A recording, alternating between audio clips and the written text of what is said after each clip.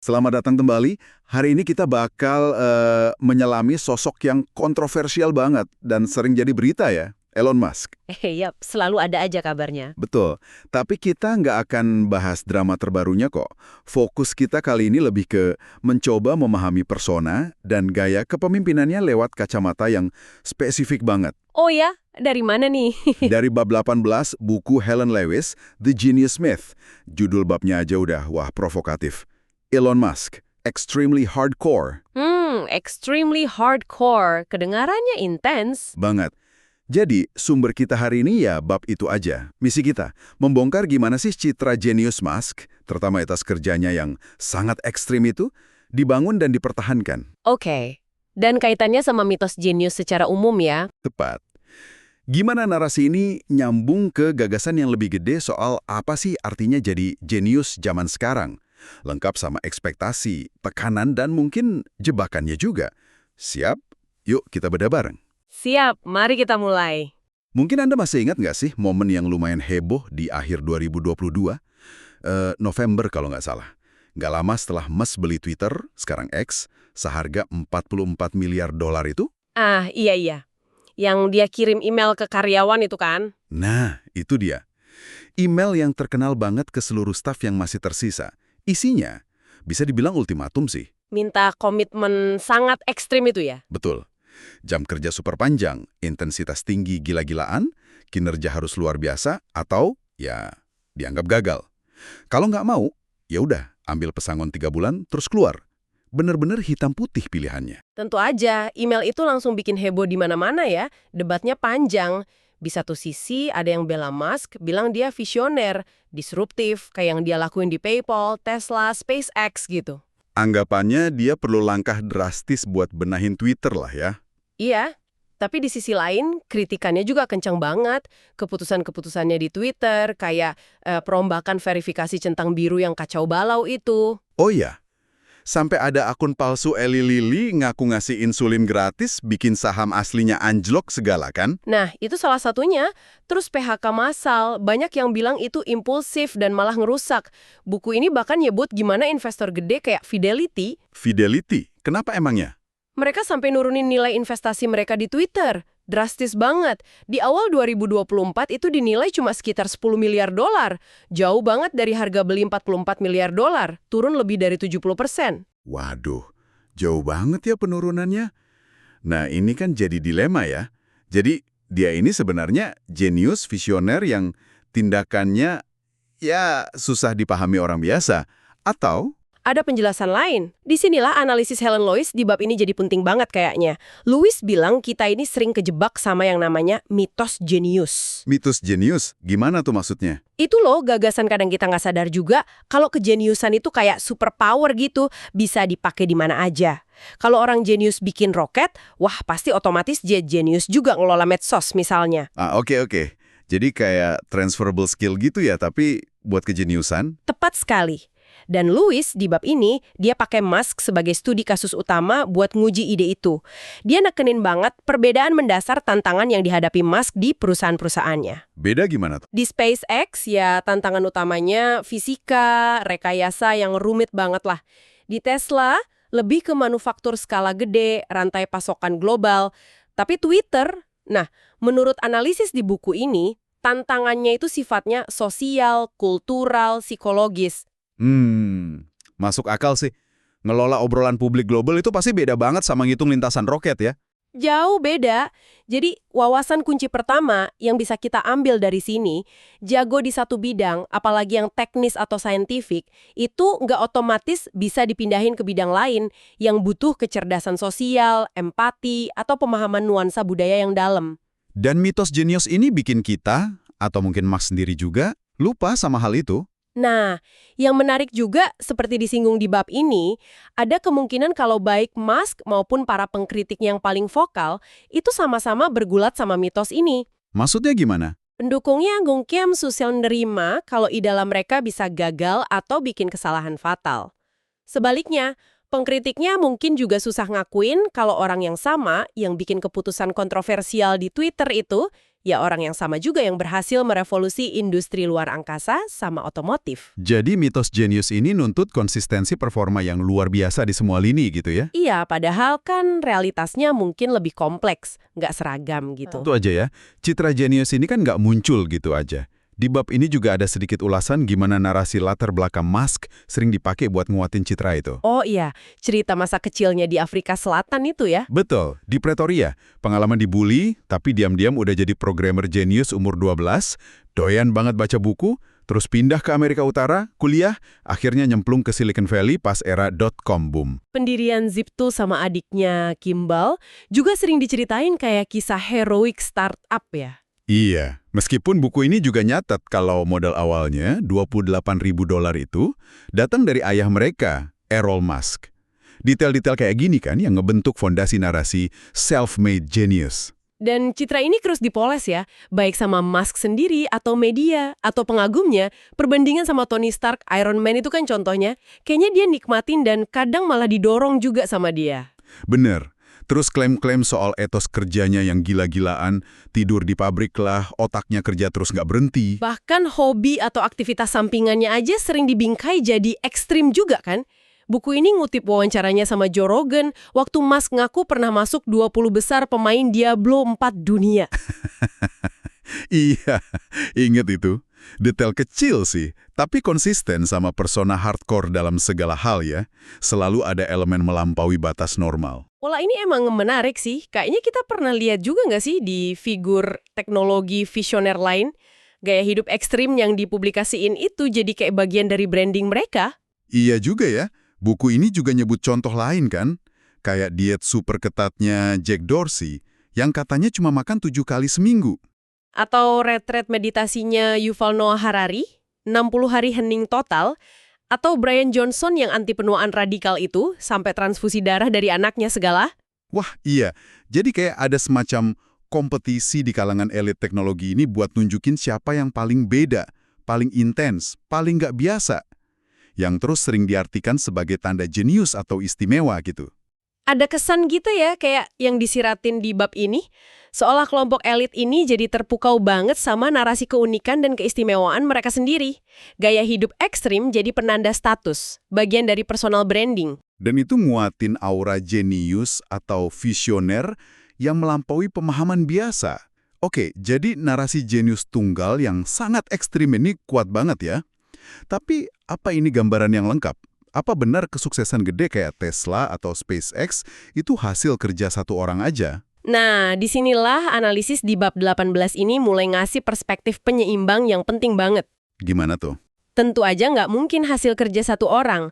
Helen Lewis nentang keras ide lone genius ini. Dia ngutip Jonathan Zunger, mantan insinyur senior di Google. Zunger bilang apa? Dia negasin kalau rekayasa teknologi skala besar yang beneran berhasil, itu intinya kerja tim. Olahraga tim malah, bergantung banget sama kerjasama yang erat, kolaborasi, komunikasi efektif, dan bahkan, ini penting, empati. Empati dalam teknologi. Iya, empati ke rekan kerja buat bangun tim solid, dan empati ke pengguna buat bikin produk yang beneran berguna dan disukai. Ini kan kontras banget sama citra jenius penyendiri yang kerja sendirian.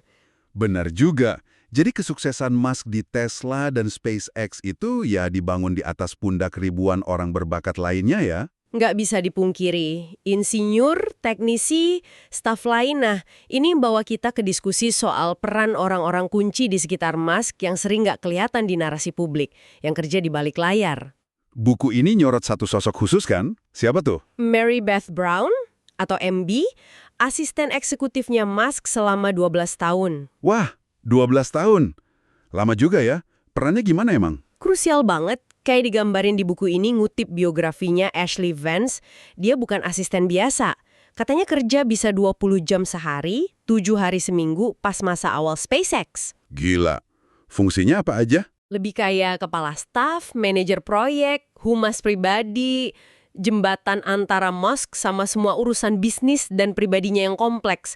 Meja kerjanya aja persis di depan meja Musk di markas SpaceX. Jadi dia bisa jadi penjaga gerbang yang efektif. Maksudnya penjaga gerbang? Ya, ngatur siapa yang bisa ketemu Musk, kapan waktu terbaik buat ngomongin ide atau masalah, bahkan ngebaca mood bosnya, dia itu penyangga dan fasilitator utama banget lah. Peran yang vital banget ya kedengerannya. Tapi kok akhirnya udahan ya hubungan kerjanya? Nah, itu ironisnya. Buku ini, ngutip laporan Fans, nyebut MB diberhentiin tahun 2014. Pemicunya, dia minta naik gaji setara eksekutif puncak di SpaceX karena ngerasa kontribusinya sepadan. Terus reaksi Musk gimana? Menurut laporan Fans, Musk malah nyuruh dia libur 2 minggu buat ngetes sepenting apa sih MB ini. Pas balik, Musk bilang udah nggak butuh dia lagi. Wah, tapi ini versi fans ya? Iya, penting dicatat, Musk sendiri ngebantah keras cerita versi Fans ini. Dia bilang itu omong kosong total. Alasan sebenarnya katanya karena perusahaan udah gede, jadi butuh beberapa asisten yang lebih spesialis, bukan satu orang nanganin semua. Dia juga bilang MB dapat pesangon gede banget. Oke, jadi ada dua versi cerita ya? Betul. Fans tetap pegang laporannya berdasarkan sumbernya.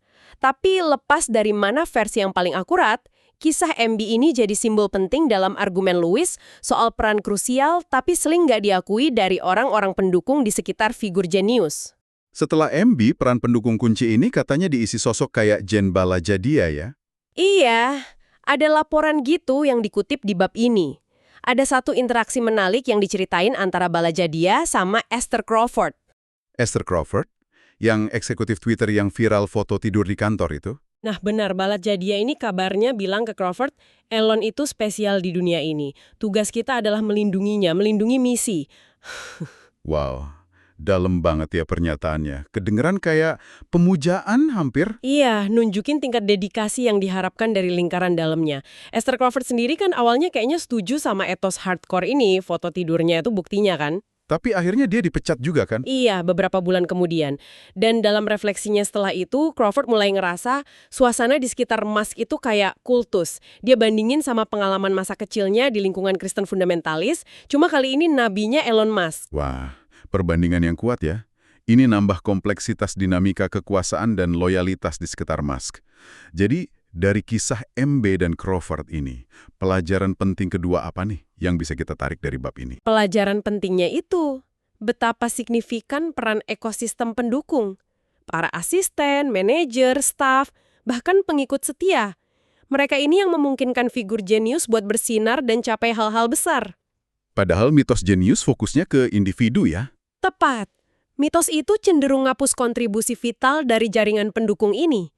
Kita cuma lihat puncak gunung esnya, lupa bagian gede di bawah air yang nopang. Bab ini ngajak kita nanya, seberapa besar sih kejeniusan itu dimungkinkan oleh kerja keras dan pengorbanan orang lain yang sering gak dapat pengakuan sepadan? Oke, setelah kita bongkar semua lapisan ini, etos ekstrim, mitos jenius, peran tim dan pendukung, terus gimana kita sebaiknya mandang sosok Elon Musk, setidaknya berdasarkan perspektif bab 18 buku ini ya? Rasanya kayak dibawa ke persimpangan jalan yang bikin bingung. Emang, bab ini nggak ngasih kesimpulan gampang atau ngehakimi secara final kok. Justru Helen Lewis nempatin kita di dilema interpretasi yang tajam. Dilemanya gimana? Di satu sisi, apa Musk ini inovator sejati, mungkin satu dalam satu generasi, yang visinya gede banget sampai kita harus ya ngasih kelonggaran lah buat gaya manajemennya yang keras, kepribadiannya aneh, tindakan kontroversialnya. Apa kejeniusan emang datang sepaket sama itu semua? Atau sisi lainnya? Atau di sisi lain, apa dia lebih pas dilihat sebagai produk privilege? Anak manja narsistik, pinjem salah satu istilah yang dikutip, yang suksesnya nggak cuma karena cerdas dan kerja keras, tapi juga karena hoki gede. Hoki, maksudnya? Ya kayak ada di tempat dan waktu yang pas, kayak SiliconValleyEra.com, akses ke modal termasuk dari ayahnya, jaringan kuat, bahkan dukungan gede dari duit pajak lewat kontrak pemerintah NASA, militer, dan subsidi mobil listrik. Jadi ada faktor eksternal yang besar juga ya? Bab ini nggak ngejawab pertanyaan itu buat kita. Malah, dia nutup dengan serangkaian pertanyaan yang provokatif banget buat pembaca, dan tentunya buat Anda sebagai pendengar. Pertanyaan apa aja tuh? Kayak, apa figur ambisius macam Musk itu butuh sosok pendukung total kayak Mary Beth Brown sebagai simbol sistem pendukung itu buat capai tujuannya? Dan yang lebih gede lagi, haruskah kita semua sebagai masyarakat minggir aja dan biarin ambisinya yang luar biasa kayak misi ke Mars itu jalan terus?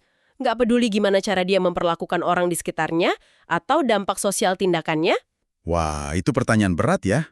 Benar-benar tantangan buat kita semua.